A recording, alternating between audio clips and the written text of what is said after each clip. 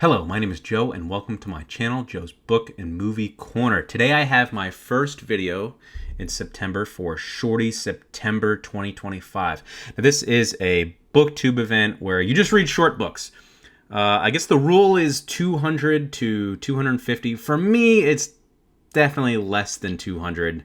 Probably closer to 150 is what I would consider a shorty. This booktube event was originally created by Bert and Cian. I apologize if I'm mispronouncing that, at Pastory Time, but it's currently hosted by Heather at Too Many Heathers, Karen at Roving Reader, and Crystal at Fiber Artsy Reads. So let's go ahead and get started with the first book that I've read for this event. Despite it being a shorty, it is what I would probably consider to be a monumental science fiction classic, foundational in the genre, I think it's fair to say, and it is The Time Machine by H.G. Wells. And yeah, it's really short. I read this just in one evening. So what I want to talk about is, I'll talk about my history with the story. I also want to talk about, I have some things I was thinking about structure-wise, and it may sound that I'm being like overly critical about the book when I talk about the structure or the writing style, and I'm not.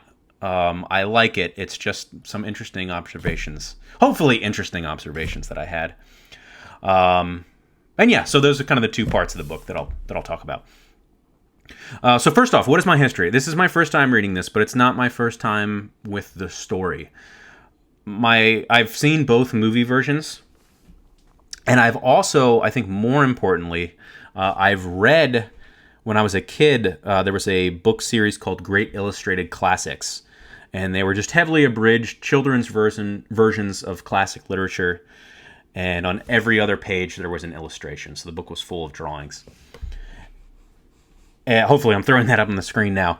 And what's interesting is both the movie versions and the Great Illustrated Classics version kind of did something interesting with my expectations for this.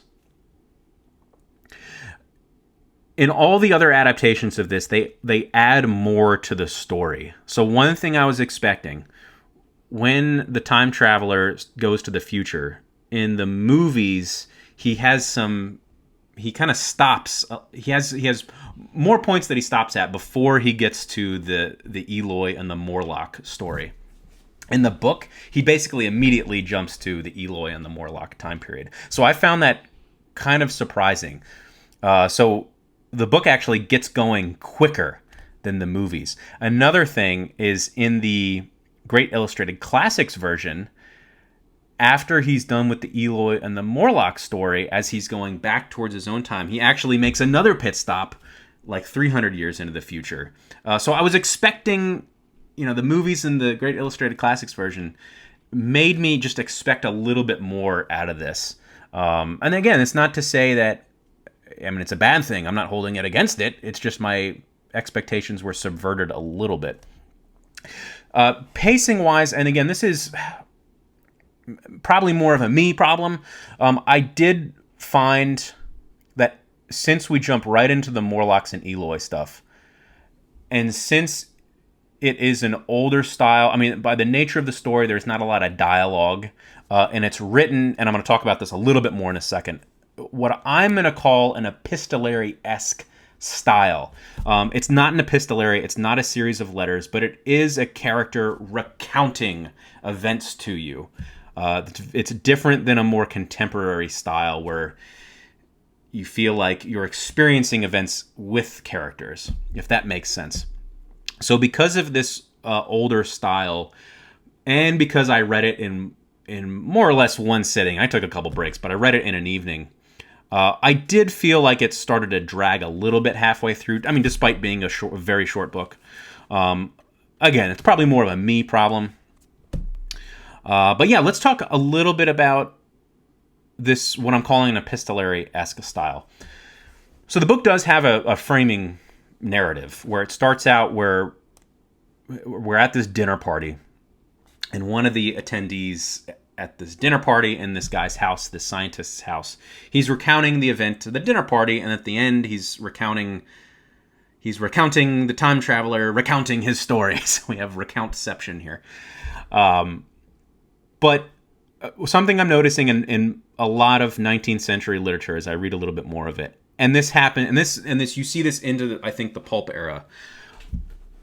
Maybe it's something that's common in fantastic fiction, early sci-fi and fantasy, where since they are fantastic events, it makes more sense if you're seeing it through the eyes of a specific character and they're telling you, hey, these are events that happened to me. It's not in a more modern style, as I've mentioned, or contemporary style, where even if the book is written in the past tense, and even if it's written from some character's point of view, a first-person perspective, you're still experiencing the events with the character.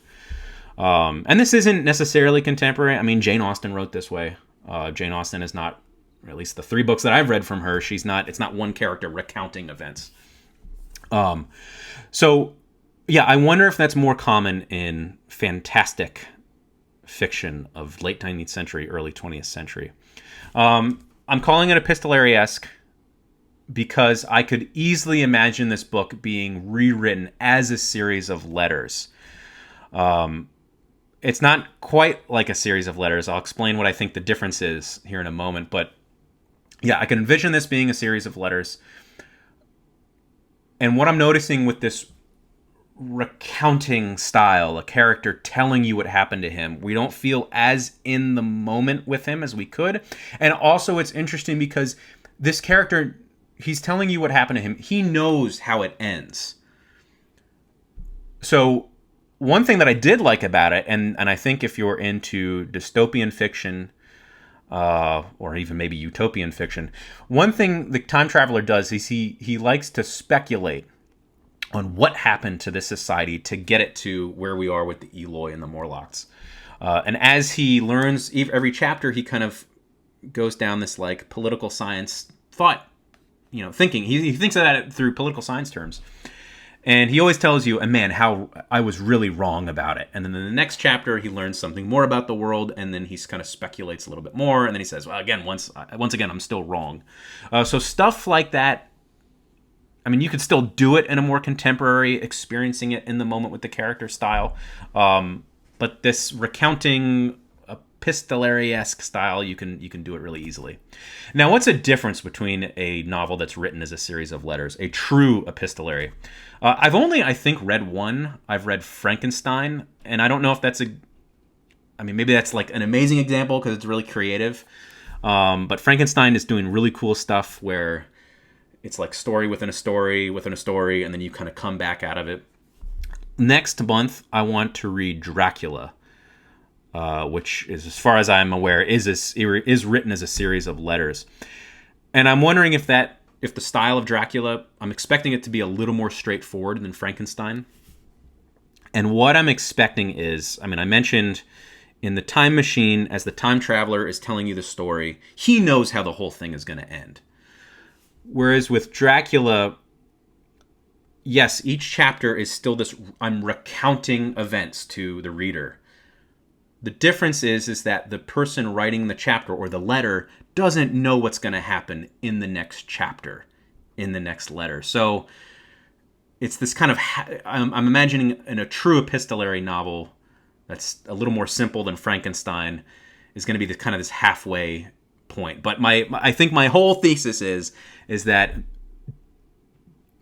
in early science fiction and fantastic fiction, does it make more sense, or do authors want to use this recounting style? Do you have to see these crazy events from a certain character's perspective? Is it less believable to a 19th century, early 20th century reader if it's more in just it's a third-person narrative? You're not necessarily experiencing it through a single character, but it's you're experiencing it with the characters. I know that sounded contradictory. Hopefully you know what I mean. Anyway, that's just the stuff I was thinking about when I was reading this. Overall, I really like this. If you do like dystopian fiction, I think you're going to find something similar here as he tries to figure out what happened to this fallen society. But yeah, it's an absolute classic of science fiction. It's despite me saying I had problems with the pacing, it is very short. It is very readable. It's really, really good. Next month for Victober, I would like to read more H.G. Wells, probably World of Worlds, which I don't actually know if I've read or not. I feel like I have, but maybe I haven't, a long time ago. But yeah, that's all for now. Really enjoyed it. And then next up, I do have in another book already ready to go for Shorty September that I've read, and it's another 19th century novel that has this same kind of recounting narrative style. So can't wait to talk about that next time. Thanks very much. Bye.